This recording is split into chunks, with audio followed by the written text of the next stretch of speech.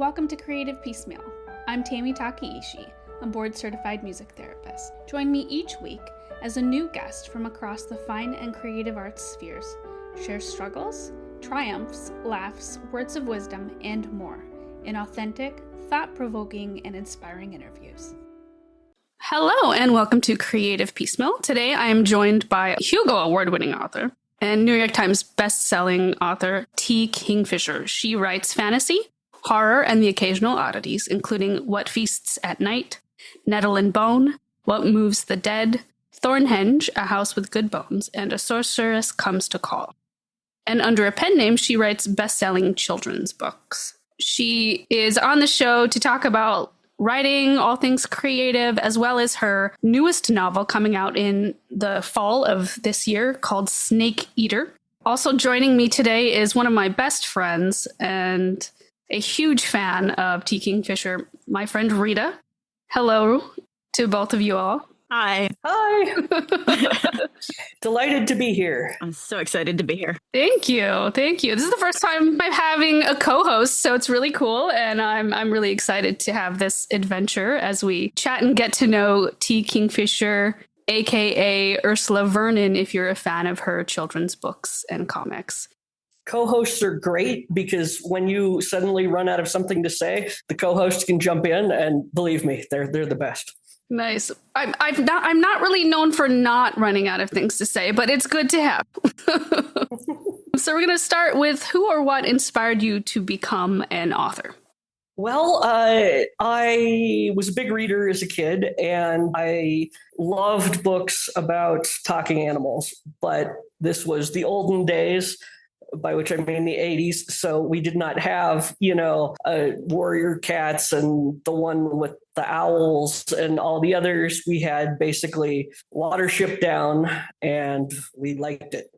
And also it was uphill to the library both ways in the snow. And so one day I realized I had read all of the talking animal books. And at that point, I'd read Watership Down about 80 times. And I was like 9. And I know everyone was emotionally scarred by the movie, but I loved it. I made my grandmother rent it at Blockbuster over and over again. And this is really dating me that Blockbuster existed. I thought it was the best thing ever. And finally, I was like, if I want more books like this, I will have to write them. And started writing what was probably the worst Watership Down fanfic ever created.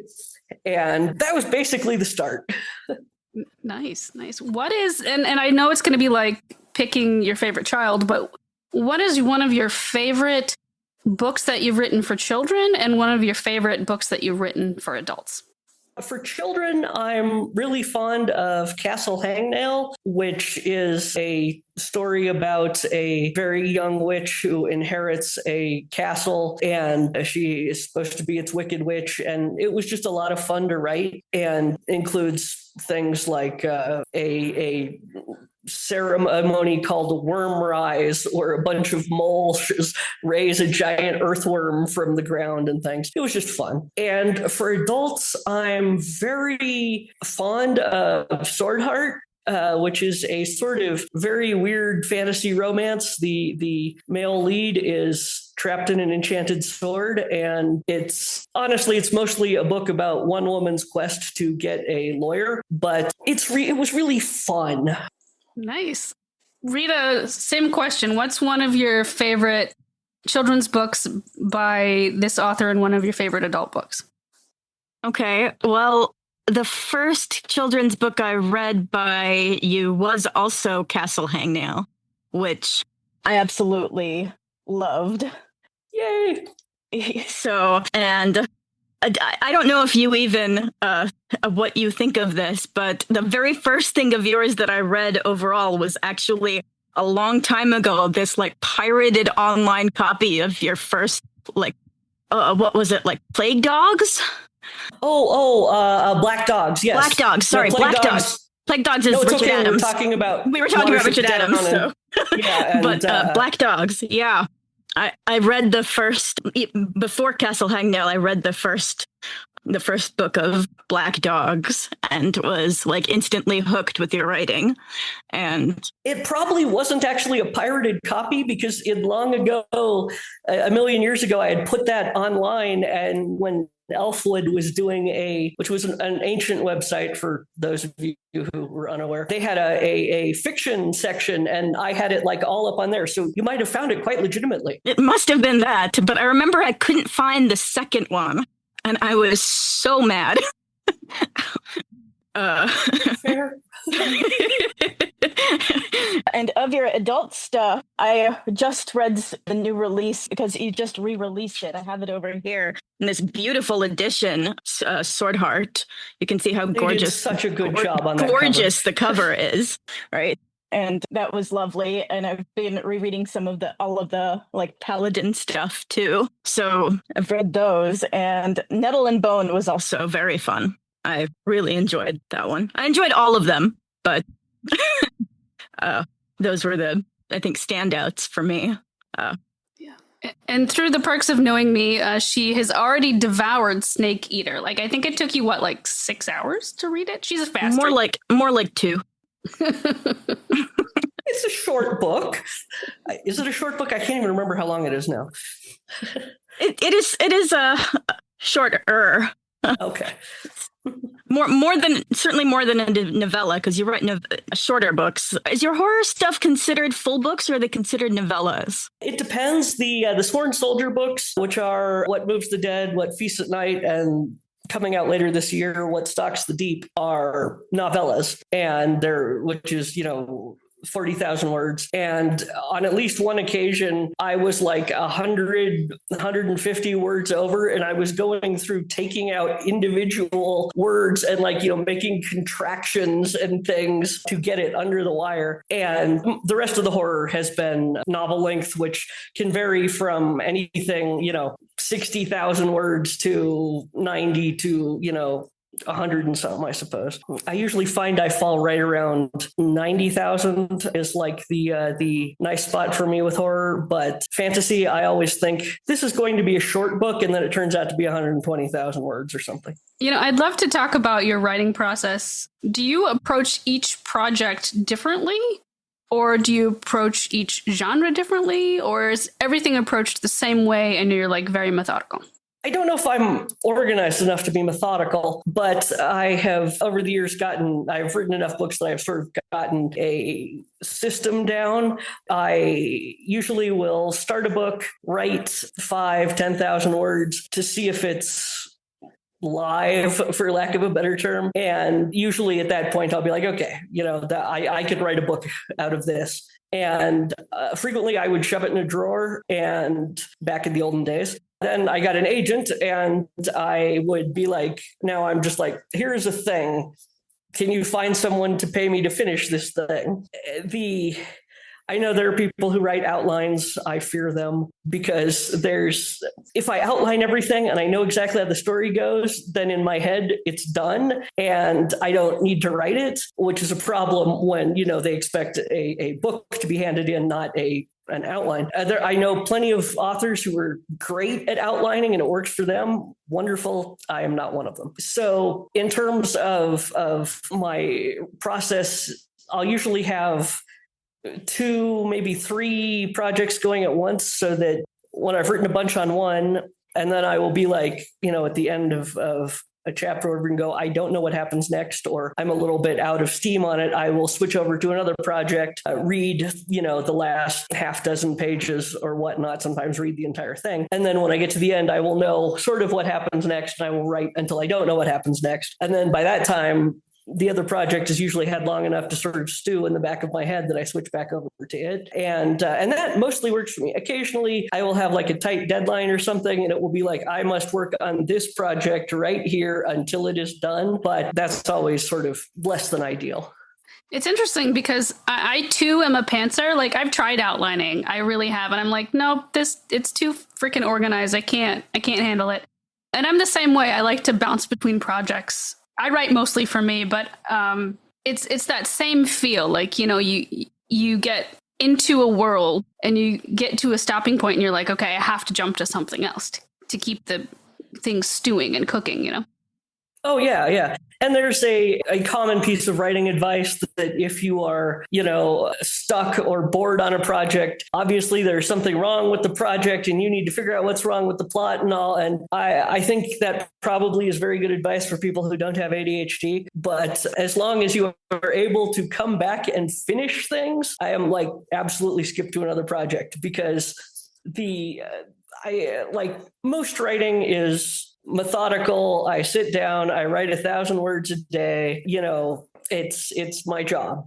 But the patience and whatnot to sit and work is not a scarce commodity. But my enthusiasm about something is a rare commodity. So if I get super enthusiastic about a project, I will follow that as far as it will take me, because those are the times when I will, hammer out 15,000 words in a week or whatever, because I'm really excited about a thing. And so I'm always like, no, follow your enthusiasm. As long as you are able to come back and finish things, nothing wrong with that at all. Yeah, so true. And the same for writing and any other creative pursuit. It's, finding your own rhythm, finding what works for you. That's so important. Absolutely. I was wondering, what is a book that you recently read that has challenged you or inspired you or impacted you in some way? Oh, goodness. I am going to actually look at my Kindle here because there are so many good books out there. I recently very much enjoyed Elizabeth Bear's The Folded Sky, and pretty much anything by Adrian Tchaikovsky, who writes science fiction like Children of Time, Children of Ruin. I have been getting the itch to write a science fiction novel, which I have not done yet. And I really want to write one, and it'll be about uplifted naked mole rats. And it makes total sense to have the mole rats in space because they actually could survive in very low oxygen environments. They don't have pain receptors in their skin, and they do not get cancer, so the radiation won't bother them. I'm like, this is brilliant. Tight and closed spaces don't bother them at all. They would be the perfect maintenance crew. You just need a hive of naked mole rats on each ship, and it'll be great. With tiny little wrenches and tiny little screwdrivers. Exactly. It'll also be adorable. It's funny you're saying that because, I study animal behavior and I study dolphins and dolphin communication, and I study birdsong. But I have a friend who literally studies oxygen levels in naked mole rats at CUNY. And they're weird little things like that. Yeah, they have some crazy stuff, naked mole rats. And you're right. That would be a very interesting story. Now, you study dolphins. Yes. am intrigued because I always thought that uplifting dolphins would be sort of a terrible idea. Because they're already. I always get annoyed at people who talk about uplifting, cetaceans, because they're already uplifted. They're already incredibly intelligent to a point that we can't even really understand. My research has to do with understanding some of their looking at their vocalizations, and some like decoding. So I feel like in a way it's almost, in all of these science fiction series, it's almost hubris to say that we are uplifting them. We could mess around with their brains, but we couldn't necessarily uplift them because they're already smart. Yeah, pretty much. We don't know what I assume that most of the time when we talk about uplift, what we mean is we want it to be able to speak human. Right. Exactly. We want it to be able to speak English. So it's really less about uplifting and more just about communication, which is actually what my research is sort of on. And my advisor, originally the project that I was on, had to do with giving them underwater touch screens so that they could communicate. Ooh. How did that work? We only got to sort of the preliminary levels with that, but I'm sure it'll come back again going forwards. So that's really cool. Yeah, so stay tuned. That sounds really interesting. Sorry, that was kind of an aside. No, that's a great aside. So now I have to ask, how did you feel about David Brin's Startide Rising? I'm not sure I know that one. Okay, it was one of the first uplifted dolphin books. Oh, was it? Okay. And not being a biologist, I have no idea how accurate it was, except that a lot of the dolphins were pervs. Ah, Yeah, people seem to have this idea that just because dolphins are sexual, that they can then put the same kind of human mores on dolphins and act as though they're somehow like randy teenagers.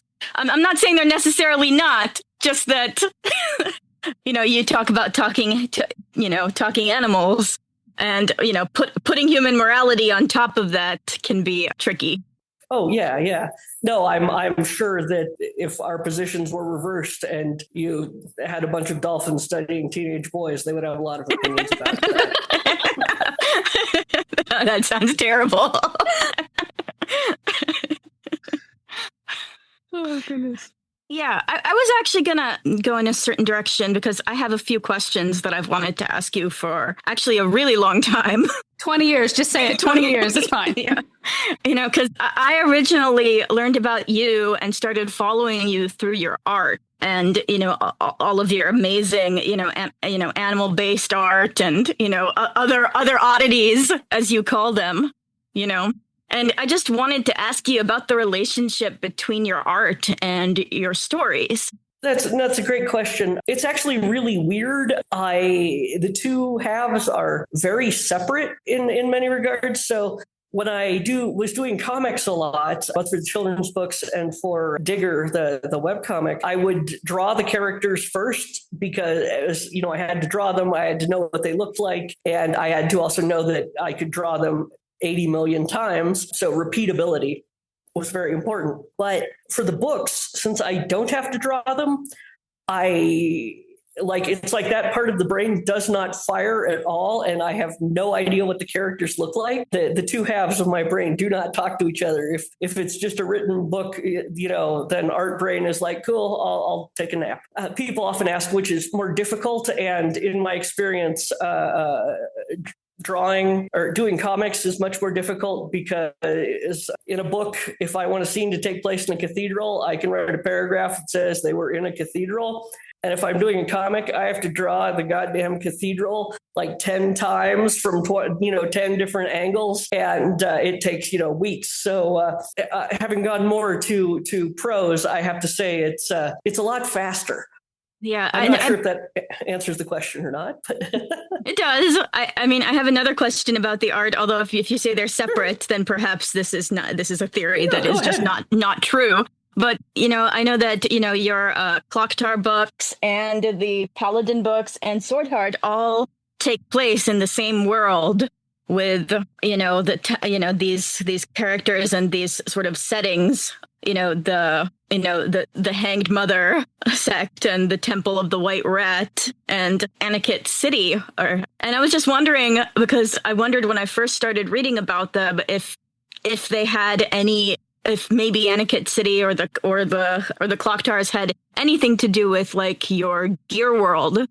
Oh, yeah. The Clocktars definitely did, in that I always was sort of obsessed with gears and sort of biological clockwork as a thing, and did some reasonably terrible art back in the day. So definitely they both grew out of the same sort of wellspring of just liking weird, useless clockwork. I've always thought about the Gear World series of things as sort of like an access tunnel running underneath the various worlds that I create. So it's not like it's necessarily part of it, but like you could open a door somewhere and you'd be in the maintenance tunnel, and where they keep all the mops and the cleaning solution. And so that's kind of like how I conceived of just like this weird liminal space behind the world, sort of like under Disneyland, they have all the tunnels so that they can get from one place to another. And that's, always how I kind of conceived of Gear World. So it's definitely, they rose from the same kind of interest in weird, useless clockwork. And I wish I knew where that came from. Possibly it was from trying to draw clockwork at various points and being like, I don't know how to make this look like it does anything, or I could make it look like clockwork, but but various people who actually know how these things work would be like that. Those gears don't do anything. I'd love to pivot for just a second and talk about your favorite and least favorite parts of the creative process, both from a writing perspective as well as an illustration perspective. Oh, absolutely. My to get the bad one out of the way first, my least favorite. I hate editing. What I hate most is the bit where I read the letter from my editor that says, "Okay, this is and it's always this is nice, but we need to. This is a very strong draft, but we need to do this, and and maybe not this, and no matter how good it is, I always go like going Philistine, you understand nothing of my work, and then I go sulk for a day or two and play video games, and then after a day or two, I go back, I open the manuscript, I'm like, well, maybe I can change one or two things. I'll go through and I'll be like, okay, I'll change one thing. Maybe they were right about this one thing here. Okay, maybe this other thing here, they were right. And by the end of the manuscript, I have made all of the changes they suggested 99 times out of 100. And I'm like, okay, it's better now, fine. But there's always the kind of, initial emotional response. And then the worst part is also that by the time I hit edits, I can't keep the story in my head anymore. So I will hit a point where I am making changes because the editor is like, you said this already, or even, it's very silly things like 3 pages ago, the eye color was this, and you have changed their eye color. And I will be like, I hope the editor knows what they're doing because I have lost all track of my place in this book. And now I am just blindly obeying the edits. So that's usually about 4 or 5 days into it. So yeah, that's excruciating. Copy edits can be brutal particularly if every now and again, I will get an editor or copy editor who has ideas. And it's as Patrick Nielsen Hayden of Tor has said, this is a known failure mode of copy editors. And I will be like, no, you're trying to rewrite the book. You are actually adding adverbs. No, we do not do this. And that's always sort of excruciating. But those are the least favorite parts of the book. The best part is sometimes when I'm writing, I will hit a point where some silly, ridiculous thing that I mentioned 100 pages earlier will suddenly make sense. And I will be like, aha, that is how it works. It's like sometimes I feel like I'm leaving myself a trail of breadcrumbs, and I will find the breadcrumb that makes sense. And I'll be like, aha, this works. This is how this all comes together. I am a genius. And that often lasts for at least 5 minutes before I am plunged back into existential despair. So but that moment when it all comes together is fantastic. Yeah. Yeah. That is so true about the writing. I mean, I don't have an agent, but I mean, like, I completely get that. You've got moments where you're like, yes, this makes so much sense. This is amazing. And then you're like, oh my gosh, I have to rewrite how many chapters? It's just, oh God. It's a roller coaster. Oh yeah. I will go to extraordinary lengths to avoid rewriting. Right. What is a book of yours that you actually found to be a smooth sailing in terms of writing? Strangely enough, Thornhedge went together very easily, which is very rare. And to a certain extent, What Moves the Dead also. They're both very short, they're novellas, but in both cases, the main character was so easy to write that it just kind of flowed, and I didn't have the sort of moments of, oh God, what happens next, or you feel like you're chiseling each phrase out of stone tablets, kind of, or located under your sternum, kind of writing. It just went, and that was lovely. I wish that would happen more often, but turns out that rarely happens for the length of a full-length novel. And honestly, even the sequels to What Moves the Dead, even with the same narrator, did not come as easily, although I still really enjoy being in Alex Easton's head when I write. They're a fun person to be. So talking about your latest, or one of your latest, Snake Eater, where did you get the idea for that book from, and what are you most excited about when it lands? Well, I actually started writing it ages ago. I can't even remember how long ago it was, but it couldn't have been much later than like 2008. I think I wrote like the initial sequence, and then I just sort of put it to one side because I didn't know what to do with it. And years later, I sort of picked it up again and realized what I needed to slot in as the villain. And I mean, I don't know if it says that on the book or not, but spoiler alert, the villain is an evil Roadrunner god. And this was partly because a friend of a friend was a zookeeper and who ran the Sonoran Desert exhibit at the North Carolina Zoo. And they had a roadrunner named Carmine who was an absolute asshole and would lay in wait, attack the keepers. They tried to, they would bring in female roadrunners. He would kill them. He was just a really nasty bird. And this is where I learned that because you are not allowed to basically sell zoo animals to other zoos, because then you get into like wildlife trafficking kind of things, there is like basically an exchange, sort of like, hey, I assume it's like a bulletin board or something. Hey, we have 10 extra meerkats. Does anybody have a spare taper kind of thing? Good and ethical zoos do not put their problem animals up there. But other places are like, I have an asshole roadrunner. Let's just healthy male roadrunner needs different enclosure. We have excess. And so then they got stuck with this murderous roadrunner that kept trying to kill them. And the thing is that if you have not lived in the Southwest U.S. and your opinion of roadrunners is probably formed by Wile E. Coyote cartoons, and so you think they're like a small weird ostrich. In fact, they are a messed up dinosaur. Like they oh yeah, they are creepy as hell. Thank you. Yes, I was not surprised when I read Snake Eater at what he was, because I agree with you that seeing them in person, they just creep the hell out of you.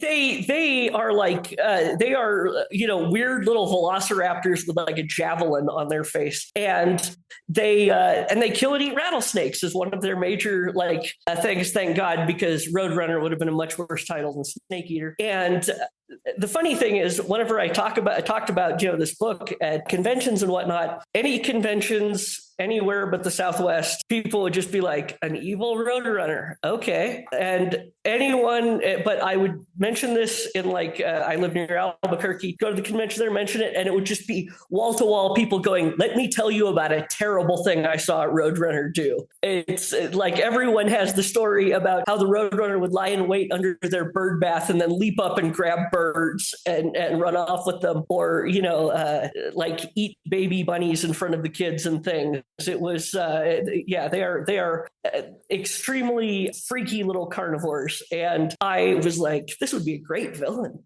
This sort of segues into a question I have about your writing and about Snake Eater also, because when I was reading it, I thought afterwards, wow, this is a book that is both creepy and heartwarming.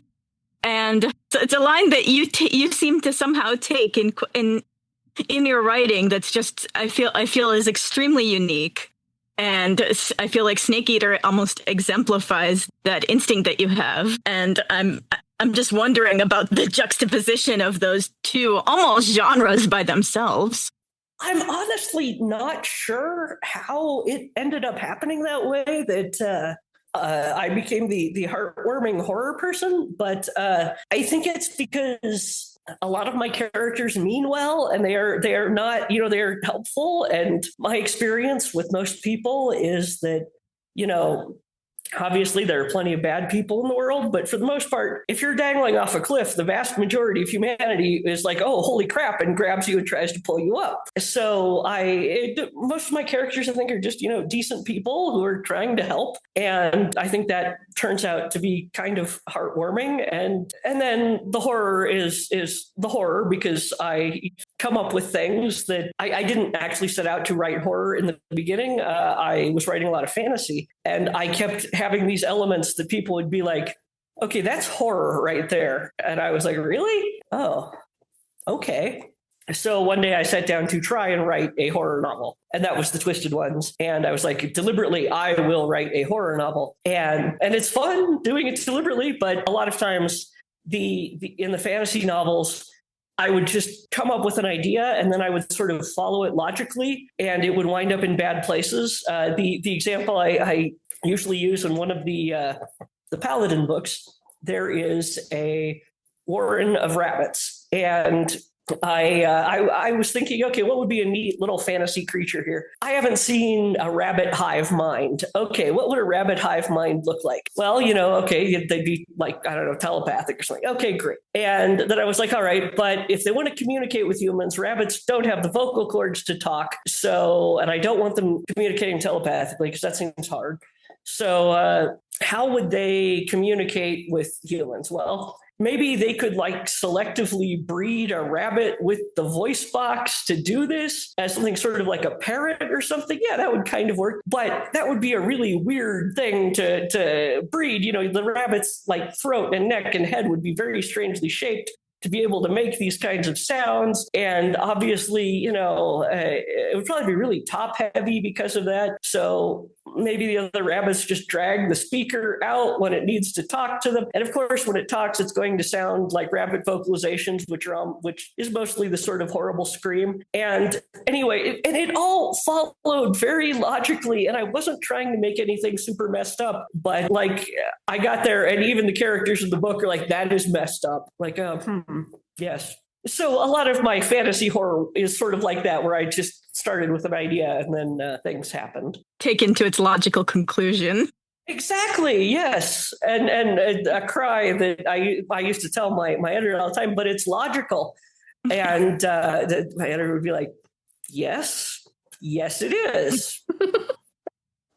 We need to have a talk about this, though. I was really curious, if you could be any fictional character for a day, who would you? And you could be any of yours or any other characters in the world.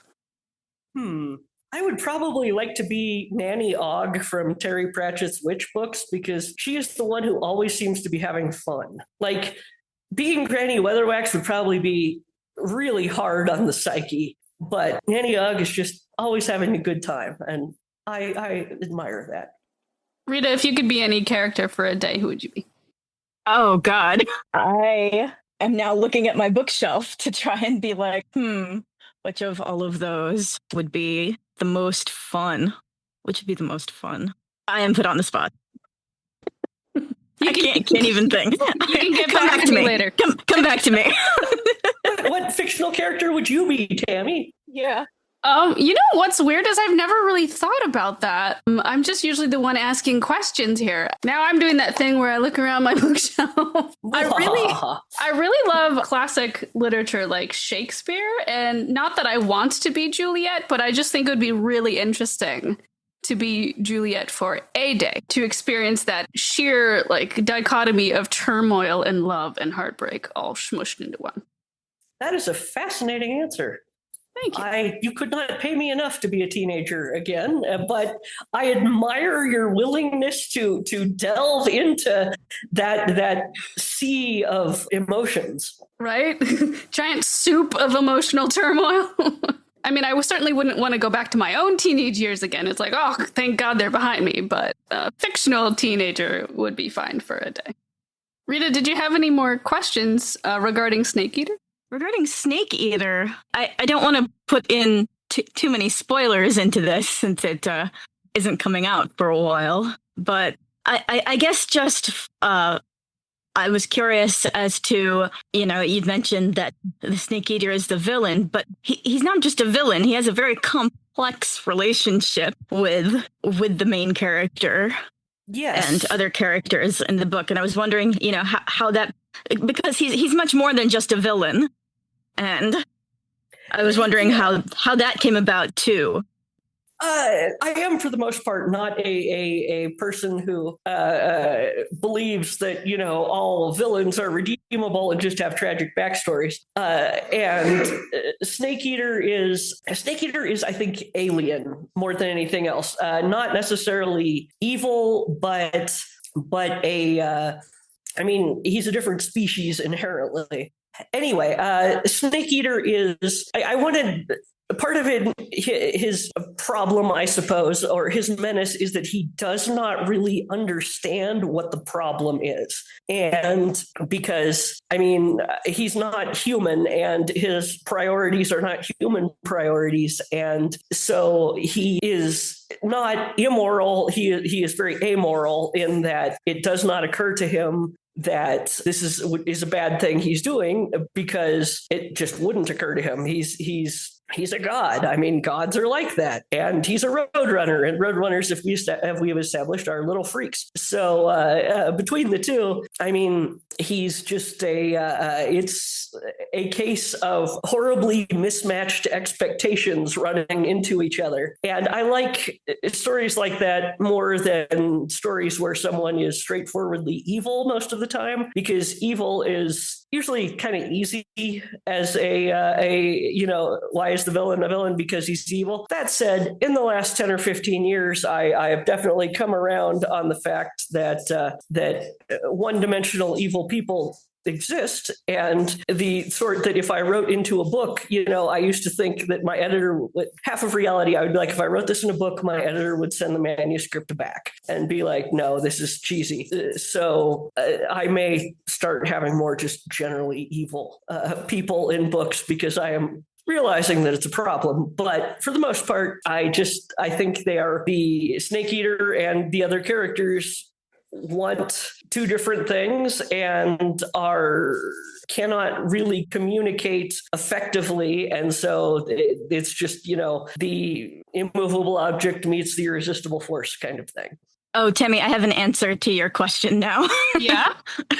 I don't know, Ursula, if you ever read the Patricia C. Reed Dealing with Dragons series. Yes, I loved those. Yeah, I loved those, truly. And I always felt like a lot like Morwen from those books, the witch that has, something like 12 cats that she talks to and is both, very magical, but also very down to earth. And it's funny because she also has a partner who's a magician who is extremely technical. And my fiance is a civil engineer who is extremely technical. And so we often joke that we are exactly like Morwen and Telemaine.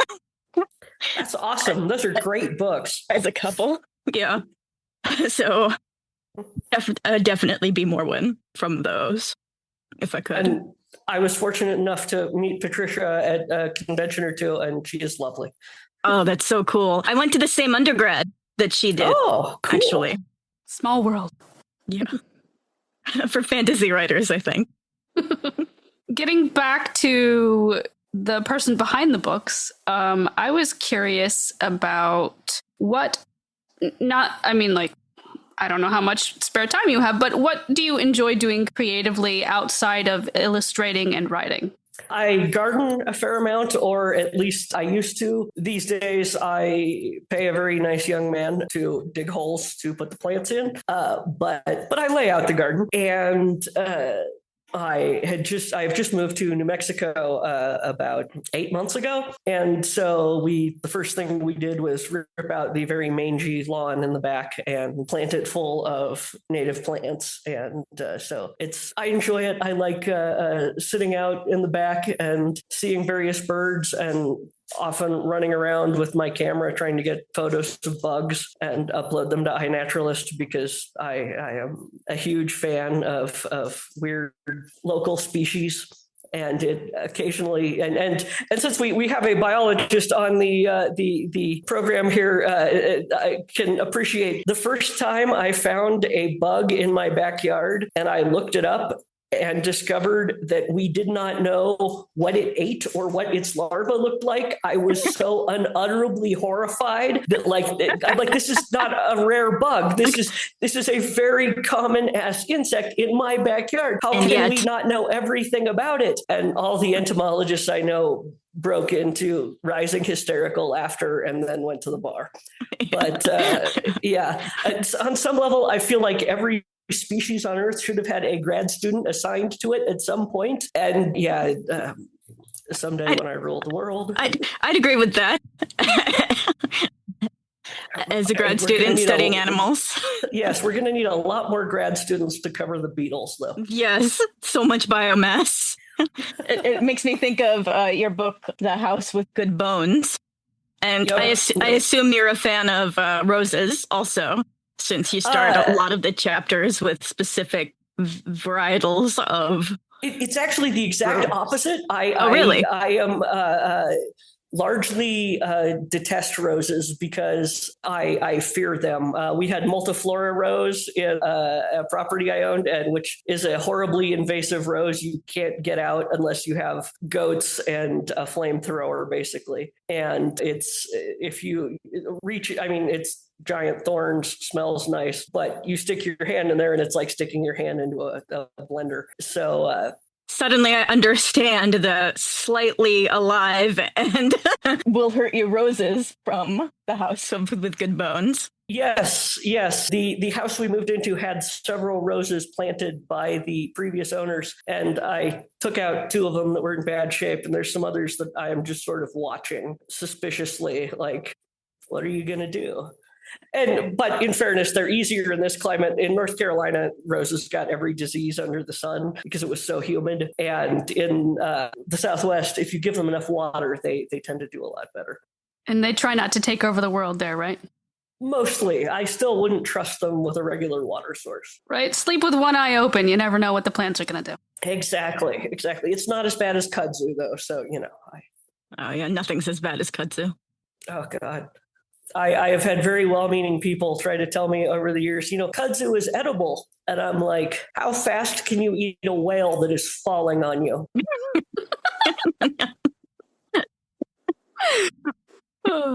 It's edible the way that trees in general are edible. Yeah, like, okay, yes, yeah, you can, like, clip the new shoots and make salad or something. But meanwhile, there's this, a million acres of the stuff rampaging towards you. Yeah.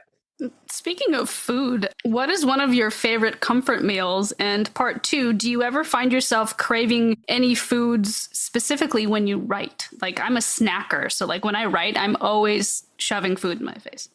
I like meatloaf, and particularly, but it has to have the red sauce. My husband and I have a mixed religious marriage in that I think red sauce is essential and he thinks it is not. But he loves me, so he will always make red sauce on at least one of the meatloaves. And we'll just make 2 small ones. When I write, I don't usually crave food, but I go through, this is the most white woman thing I've said in a long time, but I drink so much goddamn LaCroix. You would not believe. And part of it is that I live in a desert. You have to stay hydrated or else it's death. But yeah, I'm just sitting there drinking can after can of sparkling water going, I have to keep writing this book. I am also a snacker, though, and pistachios are one of my great loves. You know what that makes me think of? It makes me think of the little illustration you have of the smallrus. I was just looking at that. and your caption for it, where it's like an adorable tiny walrus, and then there's a description of what it is and what it looks like and everything. And then someone says, "Oh, and it tastes great with honey mustard." Yes. Oh, I one of the most popular paintings I ever did, little tiny smallrus. I was very proud of it. I'll show you, Tammy. It's absolutely adorable. I remember you showing that to me last summer. It is really cute, not gonna lie. I always tended to go for like extremely cute, and then in art, and then every now and then I would just swerve to messed up, and then back to cute. Yeah, I'll admit, having been a fan of your art first and for such a long time, it didn't surprise me that horror was also in your wheelhouse. Oh, yeah, I think it was obvious to everyone but me. Yeah. Rita, do you have any other questions before I ask the final one? I think we've covered most of what I wondered about. We talked about your art and Gear World. So there will be 7 Paladin books total. Everyone always wonders that one. Oh, wow. I have been wondering about that because we have 4 right now. Yes, the next book is Marcus's. I'm working on it as we speak. And I just handed in the manuscript for Daggerbound, which is the sequel to Swordheart. So, I'm so excited. Yes. Yay. That means lots of LaCroix and pistachios, right? Oh, God, so much LaCroix and pistachios. I cannot wait. Do you have a favorite flavor? Like, I'm partial to the lime flavors. Yes, me too. Either the sort of plain or the lime are the 2 I like. Most of the others are the lemon tastes like a moist towelette to me. Have you tried the limoncello one? It's like the lemon, but with like a cooler twist that LaCroix has. But interesting. If you like lime, it might be. I actually kind of liked the mojito one they did for a while. I mean, it would have been a very weak mojito, but it had some mint, and it was pretty okay. The berry ones I can't do at all. Yeah, I'm right there with you on that one. Like, berry of any brand of sparkling water is just like way too intense. Yeah. So to our final question, and again, thank you so much for being on the show. Absolutely. I apologize for sounding half dead in places. I sound worse than I feel. Don't worry. Yes, thank you so much. This is so cool. Yeah. So final question. In your own words, what does living a creative life mean to you? Oh, gosh. I think just making things instead of accepting everything as sort of prefabricated and modular, overcoming, finding solutions for problems that are by, thinking creatively. And it doesn't have to be, writing a book. It can be, how do we drip irrigate the rose bed or whatever. But you have to have a certain amount of creativity, I think, to know that there are solutions out there and think about ways to combine, like the things you have to solve the problem in front of you. But mostly I think it's just making things and adding to the world instead of taking away from it. Yeah, excellent.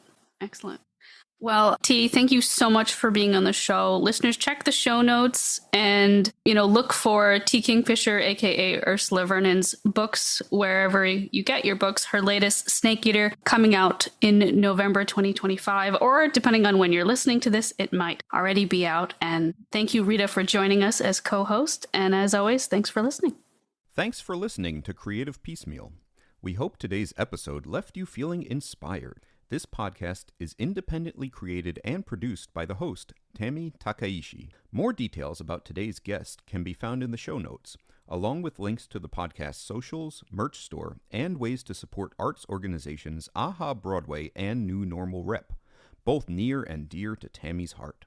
Don't forget to visit creativepiecemeal.com, the official podcast website, where you can leave fan mail, write a review, explore Tammy's blog, and discover the growing collection of episodes. Special thanks to our audio engineer, Alex Rapetti.